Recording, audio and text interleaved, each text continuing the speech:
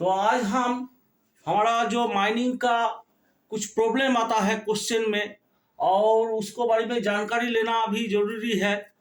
तो जो preliminary stage में है, जो कोलेरी का बारे में कुछ भी नहीं जानता है बस थोड़ा बहुत जानता है, ऐसे उस लोगों को लिए स्पेशली मैथ तो बहुत ही इम्पोर्टेंट है।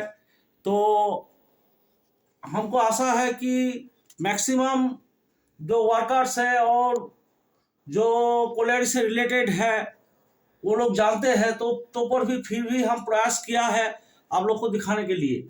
तो देखिए, in a blasting round for drivages of 3.2 metre into 3 metre cross cut 20 numbers of hole are used.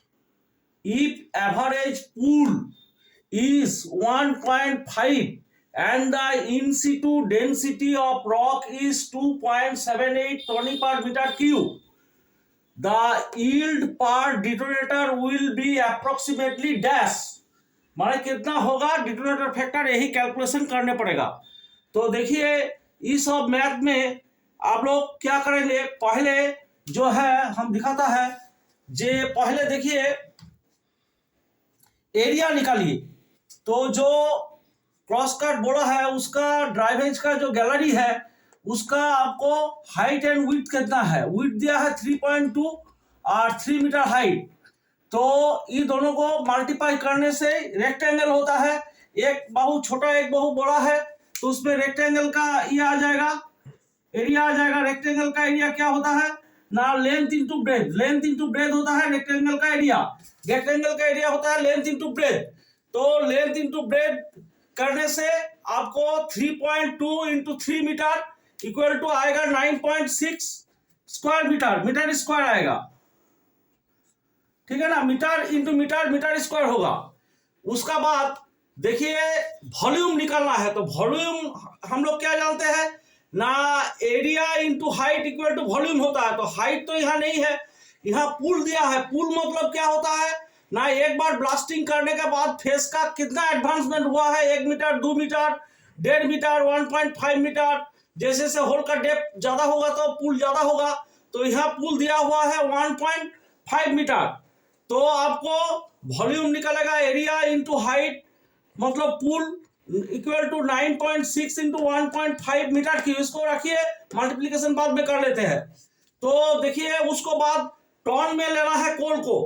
तो टन में करेंगे तो volume into density of rock जो है उसको मल्टीप्लीकेशन करना पड़ेगा। तो आ गया 9.6 into 1.5 into 2.78 is equal to 40.032 टनी।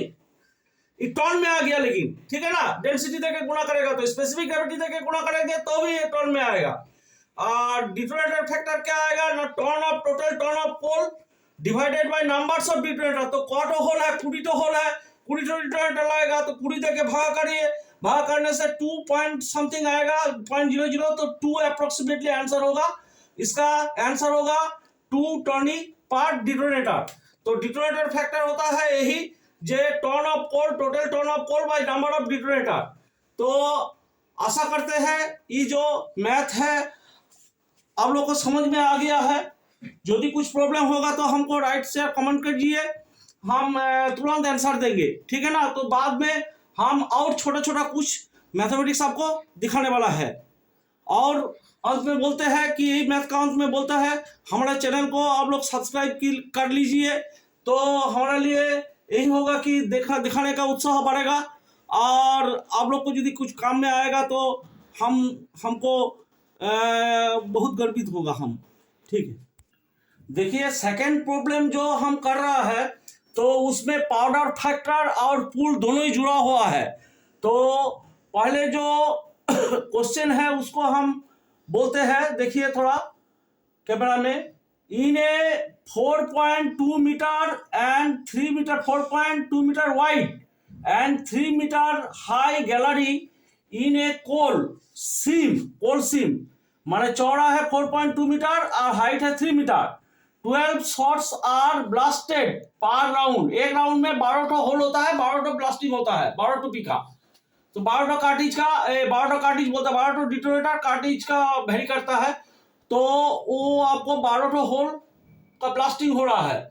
The holes are charge with दो करके एक्सप्लोसिव दिया है, ठीक है ना, एक तो ऑक्सिलरी एक्सप्लोसिव, एक तो कंपल्सरी एक्सप्लोसिव, तो दो मिला के आपको एक एक का वेट है 435 gram, cartridge of 435 gram each, एक एक ओजन। The powder factor of the blast is 2.2 tonne per KG and specific gravity of coal in situ is 1.4। Specific gravity का कोई यूनिट नहीं होता है।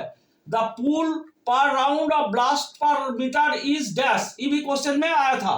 तो देखिए powder factor is equal to होता है क्या ना, tonne of coal by KG of explosive use.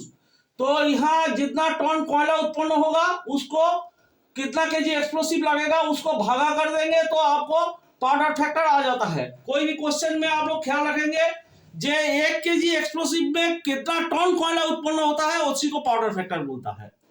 तो यहाँ पर देखिए टोनी ऑफ कोल है और केजी ऑफ एक्सप्लोसिव, जो दोनों को रेशियो दिया हुआ है 2.2, मैथमेटिक्स में दिया है, प्रॉब्लम में दिया है। देखिए यहाँ पर लिखा है the powder factor of the blast is 2.2 tonne per KG, तो वही बार हाँ हम दोबारा लिखा है।